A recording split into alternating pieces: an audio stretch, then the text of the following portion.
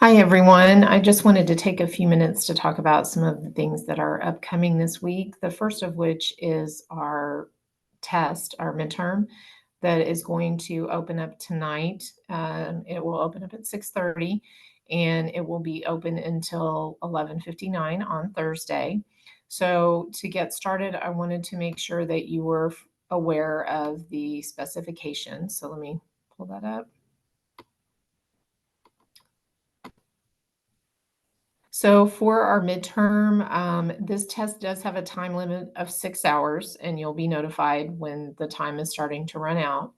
Um, Multiple attempts are not allowed for this test, and it is a forced completion test. So know that you have 6 hours to take it. It can be saved and resumed. However, the timer is going to continue to run even if you leave your test. So know that you need to start the test when you have time to actually sit down and finish it within a 6 hour time limit. Even if you leave and come back to it, that's the time that you have. I think the test is very fair. I think it's all things that are located within the chapters. So my best advice is be sure you go back to your text if you have a question and you're not sure, and you'll be able to find all the answers within your text, um, or the articles that we read as well. um, the other thing is there was on this the last quiz that we took, I did notice that there was a few people that struggled with the question specifically about, I think it was Kayla and her dissertation and what kind of tests she could use. And I appreciated that one of the students posted in the discussion board. I had posted that question, and there was someone that had actually answered that question. So I went back and explained the question within the discussion board. So if that was one that you didn't understand or struggled with, please go back and take a look at the discussion board. I think that should help you out. But again, the answers are within your text. So the best advice I can give is give yourself enough time to go back and really make sure you have time to double check your answers. So that will be due again on Thursday, and it opens up tonight. So if you have questions specifically, please make sure that you've already emailed me today before the test opens up. Obviously, I'm not going to answer questions from the test between now and Thursday. So please let me know if you have questions before tonight. Um, the next part that I wanted to talk about for just a moment is program evaluation. So last week, the majority of you were able to find articles related to your PICO question on program evaluation. So that was great. If you were not able to find that, please know that is a requirement for your lit review. So I will be looking for that. If you are really struggling, email me and we can talk about that, and you can let me know and we can figure out what we need to do about that. But for the majority of you, you were able to find a program evaluation. So I wanted to show you what the expectation will be for turning in that program evaluation at the end of the semester. It's not going to be very long. We're talking 4 to 5 pages probably at the most. It is APA format, so please remember your references, title page, all of the APA things will need to be in place for this program evaluation. But just simply go through the syllabus. This is exactly what's in the syllabus. I just expanded on it a little bit.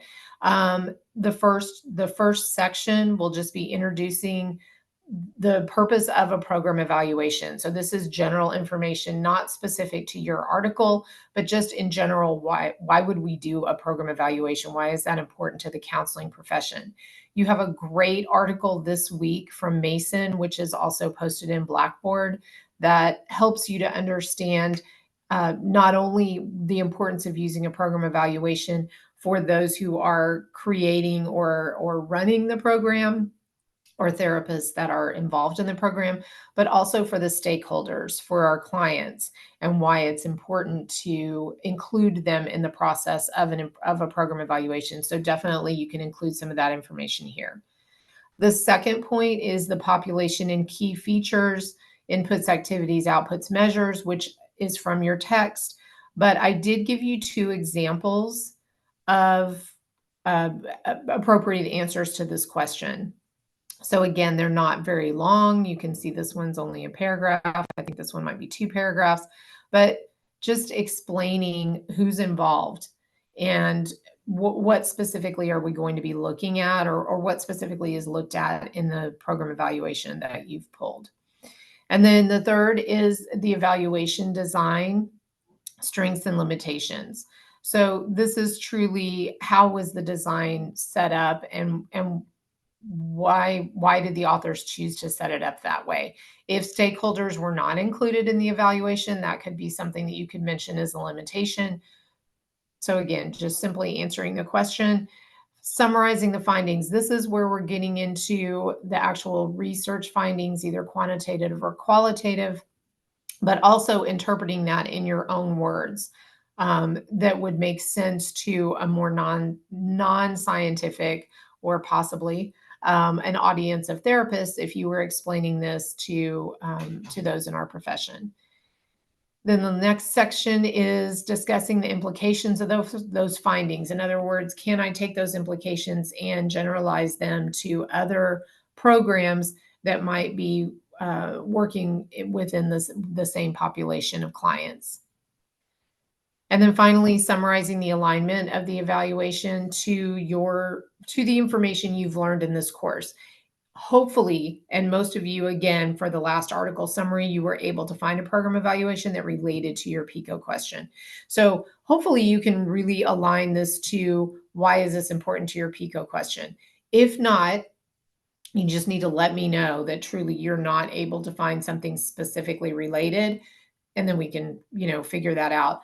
But I want to know why this article how this article aligns to the information that we've been talking about why is this important? Why should we be looking at program evaluations at all? Why should we be looking at research as a therapist? Why is that important? So that's that last section. And then lastly here is just, I pulled a paragraph that I really felt like was great information from Mason about why we need to include, as I mentioned, clients or stakeholders within our program evaluations.